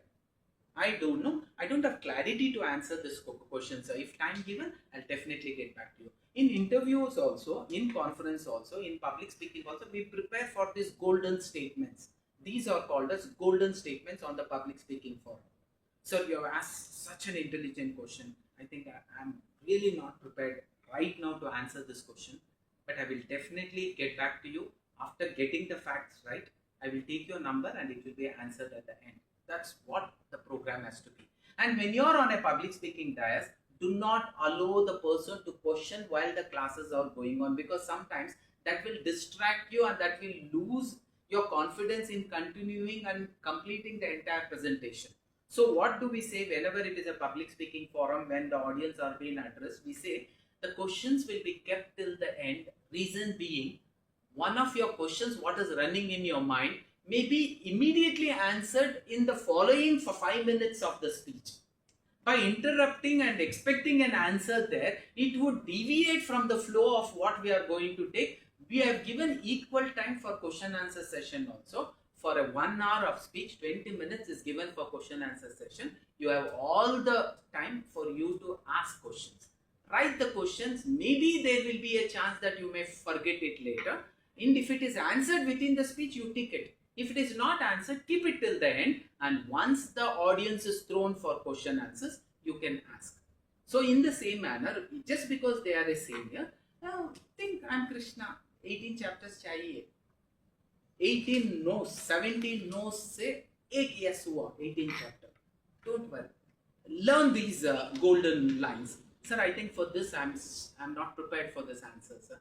Let me complete my presentation. I'll definitely see how I can answer it the best, getting through certain facts right. That's all. You will have to learn that. It's okay not to know answer for few of the questions what the audience asks. Slowly from that phase, you will get into a phase where you will be able to answer every audience question. Still, the audience may not be happy about your question. That also is there. They were expecting an answer and they were putting the question. Sometimes the audience will ask a question expecting this is the answer that they want. Sometimes it will exactly be the answer what they want. They'll feel happy. It will be exactly opposite to what they want. They will be unhappy. They will be contradictory. So all this can happen. So it's okay that you can't answer few of their queries, but the presentation should continue and it should end because you are there for a purpose. Okay, can you not speak about the two cylinder engines?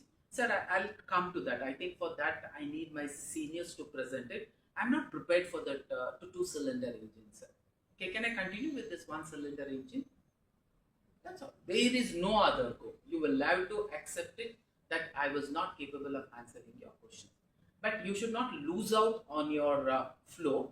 See to it that the flow continues with the same energy and it is completed. And most of the seniors, when they sit in a video conferencing, most of the seniors, they sit there as a godly figure. Nobody wants youngsters to be distracted and they being pulled their leg. No, we don't have that intention at all. We are there to train you. So they will definitely have that attitude. but they want to check whether you are aware of few things. If you are not aware, you can learn. Even in interview, that is what the interviewer expects. Do you know this? No, sir. If need comes, I'll upgrade on this. If that is the need of the requirement today, I'll definitely upgrade given a few days of time, and I will master it, and I will come back to you, sir. That's the courage they want. No sir ಇಷ್ಟು ಕೊಟ್ಟಿದೆ ಅಷ್ಟಕ್ಕೆ ಮಾತ್ರ ನೀವು job ಕೊಡೋಂಗಿದ್ರೆ ಕೊಡಿ ಇಲ್ಲಾಂದ್ರೆ ಬೇಡ no you can say that this is what I know sir if you are interested give me the job otherwise I go to the next job if you say that attitude also is wrong. Sir, I'm sorry, I think I should have been prepared for this. I really don't know, sir. If the need is that I'll have to upgrade on this, I'll definitely upgrade, sir. I'm good in so many things. I'll definitely upgrade on this. That way it has to be taken. Practice quite a few times again to gain confidence and answering these questions. We say golden words on the public speaking desk, and ask your colleagues or friends to observe your speech and let them give feedback, critics that I told at the start. Your speech would be your own style and your own handwriting. Make the audience give feedback whether the pronunciation was right, eye contact was right, hand gestures was right, flow was right, stories were right, examples were right. All that important, and pronunciation of the was right, and appearance is very very important. Avoid wrinkled dress, wear formal dress or a business suit. Keep empty pockets. Sometimes you fill all the pocket, let it not be.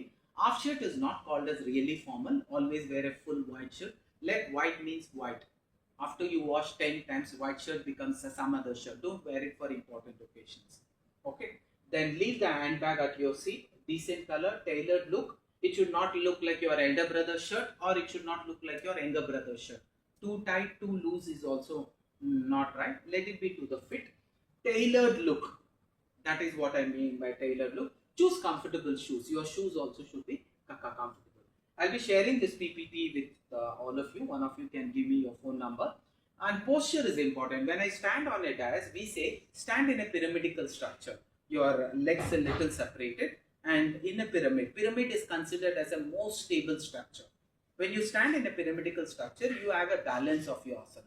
Attention will not give you a balance. It will make too much of opening, will actually become a elaborated building which is in a square shape. It is not called as pyramid. So the pyramid should be measurably looking like a pyramid. That you will have to do. And show confidence, stand in a pyramidical posture.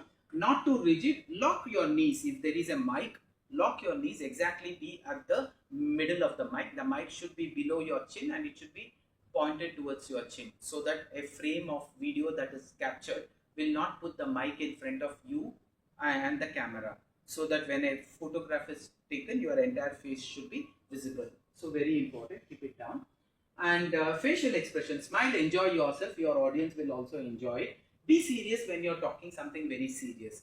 When I was talking about those army men, about the funds, I became serious. My voice modulation became very serious. My facial expression became very, very serious. Sometimes be juvenile when I was doing that happy morning, happy afternoon. So you should know how to transfer the emotions by you becoming the same emotions to the audience, so that the audience can suck that energy of emotions and they can also experience it.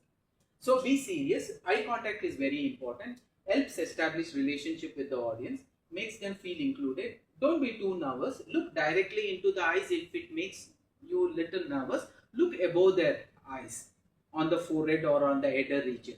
They may think like I'm looking into your eyes, but I'm not looking at your eyes. I'm looking at your hair just below your, above your hair. That also becomes important. And keep head up. Don't talk to the floor. Most of the time when you're disturbed, you look at the top, you look at the bottom, you look somewhere else and then talk. Look at the audience and then talk. That will become very, very, very important. Then yes, preliminary analysis, this I have already told you. Even on a public speaking task, this is very important. How to win? Keep your discussion interesting. Use examples and stories. Provide interesting facts. Don't go on and on. Keep your comments simple but informative. Now eye contact, glancing at the notes, appropriate gestures, reiterate questions to involve audience. That is important. But when you are asking a question, be ready for surprises. So don't ask for a question where you are expecting a yes for an answer and then you wanted to continue. What if everybody says no? How will you continue? So don't throw such questions. I am addressing a group of smokers who will have to start smoking from today. I cannot say smoking is not good. Na? If I say, what will the audience say? Smoking is very good, sir. You are prepared to prove that it is bad. So don't ask questions, because the moment they give an answer, you cannot carry it forward. So your question has to be, yes, today has been a luxury for every one of us to smoke, but let us look at how strongly it can affect the emotional side of your family, your health, your concerns, and then today we are going to discuss about that. So there is no such questions where the audience will start telling and expecting an answer which is exactly negative to what my expectation is. Please don't do that. I have certain speeches where Rahul Gandhi is addressing a Bishop Cotton group of people, and he takes one such questionnaire and he only asks the question, do you think Narendra Modi's Swachh Bharat is really cleaning the city? Immediately, Bishop Cotton, there were a lot of activities of Swachh Bharat that has happened. Everybody told, yes, sir, it is happening. He says, Startup India, do you think Startup India is giving jobs? Yes, sir, my father is working in a startup. Most of them told, so my father is working in a startup. What about you? My father has his own startup. Then he could not handle, he wanted to. So don't ask a question where you expect an answer, and what if the answer goes negative? That is what we say. We should not involve the questions to involve the audience where it can go negative against you. You say what you will have to deliver and come back. Leave the audience to decide who is the best. Smoking is the best or not smoking is the best. So don't read directly from the notes. In this case, I am reading directly from the notes. It should be that you have prepared and you have told. Let it be like that. Reading directly from the screen, and don't turn back like that. Every time I am moving like this. My eye contact should not change. If I change the eye contact, people get distracted. Yeah, restroom. What is the right time for me to go to restroom? People will be watching. The moment I slow my face a little and give a gap of little, they will go for the restroom. Why? Because turning back on the audience will give them a chance. This is a temporary break within the speech. I can go on come. When I am staring at somebody, you will not dare to leave the audience. When I am not looking at somebody, the audience will leave. That's the reason most of the speakers, they say, I will always look at the last benches, because last benches are the problem creators. So if I am well in contact with them, nobody will dare to even lift their attention span and eye contact from me, so that I have them under their control. Very important. No saying, oh, ouch. These are nervous gestures. Do not talk too fast. Sometimes may be required, but too fast is not going to inspire the audience. And talking in a whispering tone is also not right. You will have to speak with a right, what we call voice modulation. The delivering the speech, use effective eye contact, use effective language, use effective gestures, be enthusiastic, very, very important. Use conversation style, use notes as and when needed. You can make use of that.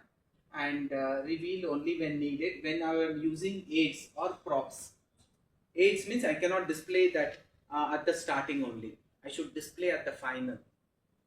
Okay, and the prop was kept with a red silk cloth kept on it. Finally, at the end, I relieve it, and then I continue the conclusion of the speech. Like that. Reveal only when needed. Call the main actor when needed. If he's there right before the show till the end of the show, it won't carry any importance. He should be brought and immediately he should be pulled back. Okay, talk to the audience, not the visual aid. If there is a visual aid, still talk to the audience. Refer to visual aid, keep the visual aid visible as needed. Use handouts, if you can also give handouts and pamphlets after the talk, which is relevant to the discussion what we have done. Elements of vocal delivery we have already seen. Speech rate, what is the phase at which you are speaking? How much of silence I am creating? Silence, that is also important. Volume, can I increase the volume, decrease the volume? Inflection and pitch, sometimes I am raising, sometimes I am bringing it down. Quality of my voice is important. Am I actually pronouncing it right? Pronunciation and articulation, all this plays an important role. And elements of delivering body language, appearance, posture, facial expression, eye contact, all these are very, very important. We have seen. But whenever we talk about rehearsing the speech, there is no shortcut to practicing. Practice with a time slot, so that you know exactly in half an hour I am going to complete all this. And know how many more slides are there, so that you can complete it off on time. That time record you should have in your mind running. Practice out loud, because while you are practicing, if you are loud, while you are speaking to the audience, it naturally comes. you can bring down the voice. But while practicing, you are always practicing on a lower pitch. In the front of the audience, you can't raise the voice and then speak. It does not work.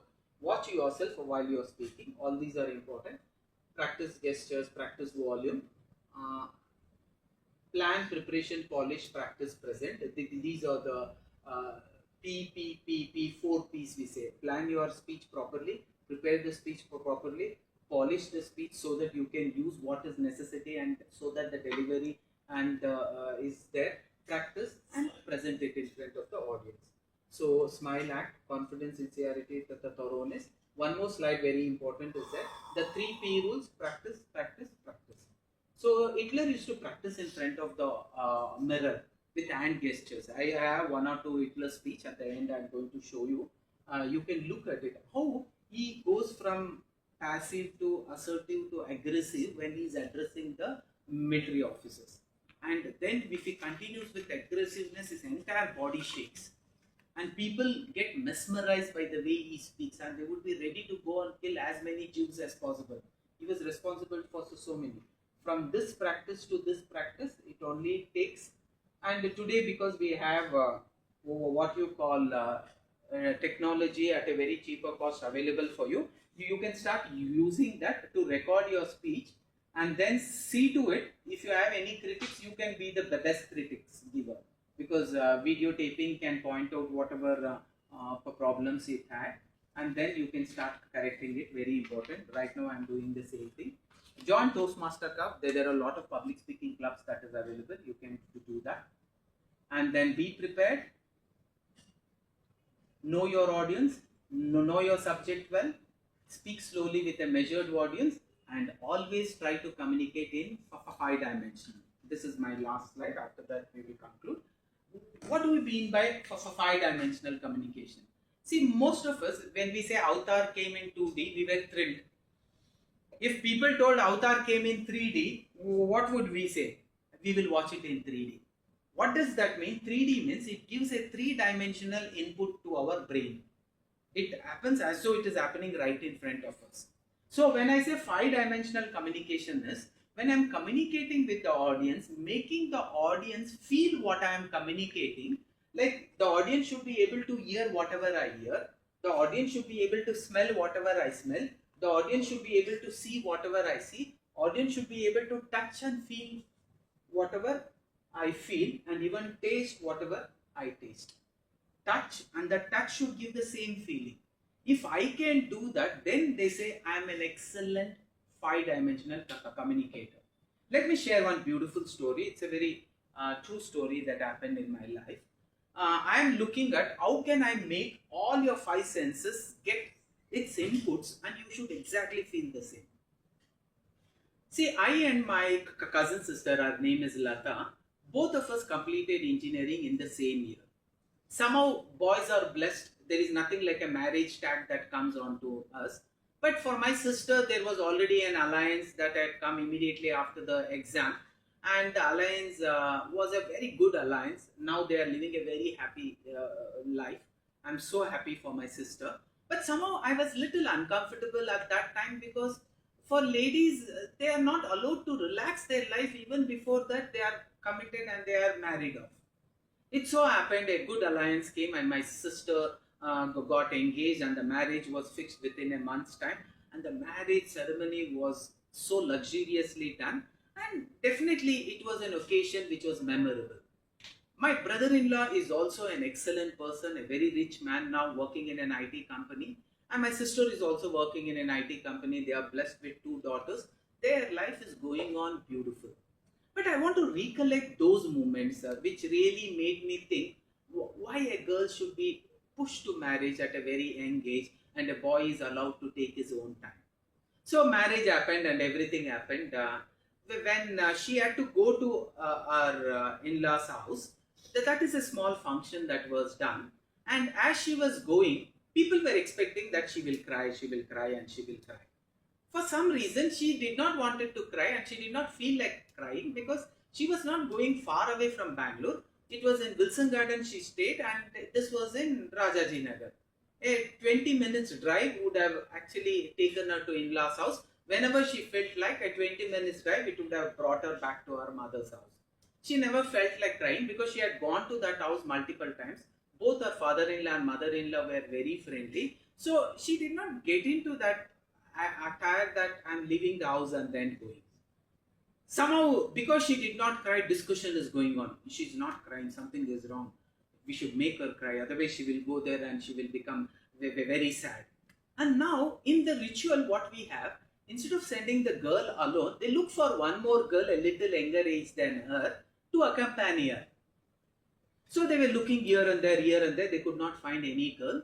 I was of her age, they started looking at me. I told, I'm not going to go, I'm not a girl. And everybody told, there is nobody, you should go, come back tomorrow, go today. There is a group of aunts who are discussing, he should not go, he is a boy. There is a group of aunts who are discussing, let him go, there is nobody else to grow. Then when this discussion is happening, tutu mai is happening, my sister started crying. The moment my sister started crying, cousin sister, I went up to, why are you crying? I'm going to go. Everybody heard me. Okay, he's going. Now I went up to her, she called me, come. I was not crying because you are not coming. Something got into my eyes, so the tears came. Okay, I will not come. You don't create a drama now. You come. Tomorrow early morning I'll send you back. I really don't want you. But still they are insisting, come. A luxury car was there. Father-in-law sat in the front, my cousin sister's father-in-law. And my cousin sister went inside. She called me, come. I told I will sit after the brother. All the aunts told, no, you should sit in between them. Then I came and I was sitting in between. My brother-in-law, my cousin sister, my father-in-law. Both of them, they turned at me and they're looking. The kebab mein addi kya kar raha hai? None of them wanted me to go, and even the father-in-law was not expecting. He looked back and he told, uncle, okay. And these two are looking, fine. Shall I go? Then they told, okay, sit. They also did not want me to come, and I was sitting there just like kebab mein addi. As soon as I went to their home, there was a ritual for them. They told me one room. I went to that room. I slept off because I was so tired from morning till evening on the previous night reception. So I got the best sleep of my life. Somehow I got up early in the morning at 6 o'clock. I thought I will not tell anybody. I will move away and then call them and say I left. So as I was getting ready, I opened the door. My sister was waiting for me to open the door. And she told, I know you will run away. So only I am waiting here. No, I want to go. She told, you will go? Yes, I will go. You will really go? I told, yes, I am leaving. See. Then she told, I prepared jamun. The moment she told I prepared jamun, I and jamun are such good friends. Nobody can separate us. The moment she told jamun, she knew how much I love jamun, and she knew I will not go without eating the jamun. Then he told, give me urgently, I'll finish and I'll go. Come, I've kept it ready, and in the dining room, they had kept it ready. She asked, have I brushed the teeth? With jamun, I will brush it off. I told and I sat. Father-in-law, mother-in-law, my brother-in-law, my sister. My sister was not having, she came and served. For everybody, she gave two jamuns. For me, she built up a pyramid, 4 jamuns in between one, because I like jamun. Everybody was sitting, everybody were using spoon, mixing. I told I should not waste the spoon. I picked up one jamun, I cut it into half, I started chewing. When I am chewing, I close my eyes, because I don't want anybody to disturb me. So I close my eyes, I'm chewing and I swallow. I felt it so good. I took the other half, I did not open my eyes. I did it, the taste was the best. I did not know my cousin sister could do such beautiful jamuns, could prepare. I finished. When I opened my eyes, everybody are looking at me, they are still mixing.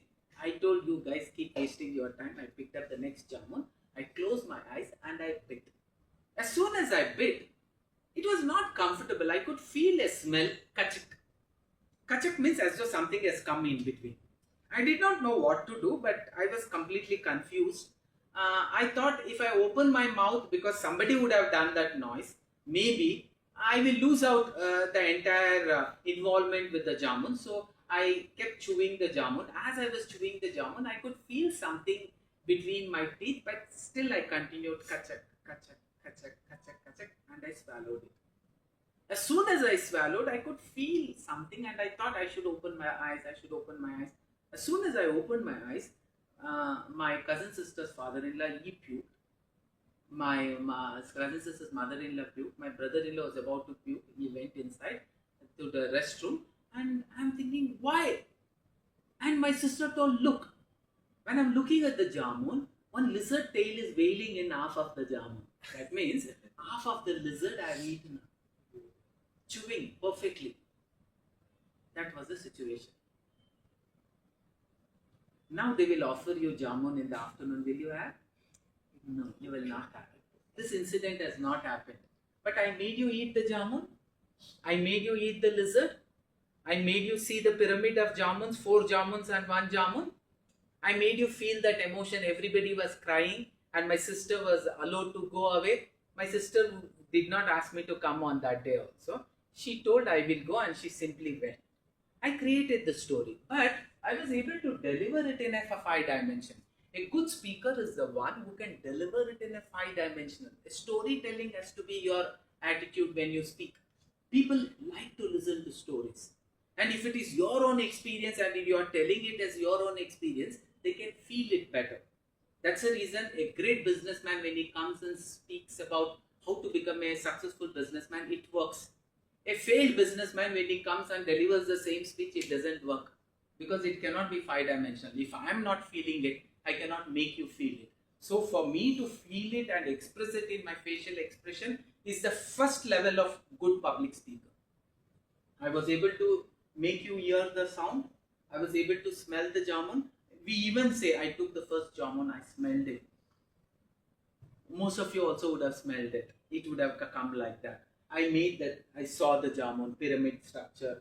I could feel the lizard, something is there in my mouth. Taste, it tasted like something was there. The jamun tasted it good. Like that, all the 5 dimensional I was able to do. If you're capable of doing this, that means you are an excellent communicator. So as a public speaker, it's important for you to have that excellent communication. Use your hand gestures when you're addressing. We've already told you how this influences even for the public speaking.